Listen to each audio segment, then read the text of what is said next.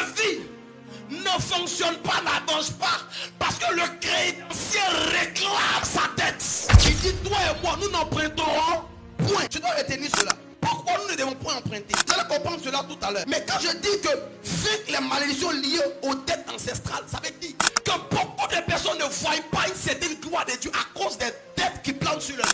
Il y a eu des dettes qui ont été prises en ton issue. Il y a eu des dettes qui ont été prises avant ta naissance. Il y a eu des dettes qui ont été signées avant que tu n'arrives. Et ces dettes ont de l'influence sur ta vie. Laissez-moi vous dire que si vous achetez une société et que la société est endettée, même si vous devenez le propriétaire de la société, cela n'annule pas les dettes qui existent sur la société. Alors vous pouvez acheter une société, mais si cette société a été endettée, peu importe le nouveau propriétaire, il est obligé de rembourser la dette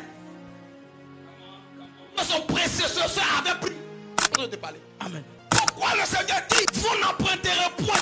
Parce que celui qui emprunte devient esclave de celui qui le prête. Je répète, à chaque fois que tu empruntes, tu n'es plus libre, tu dépends de créancier.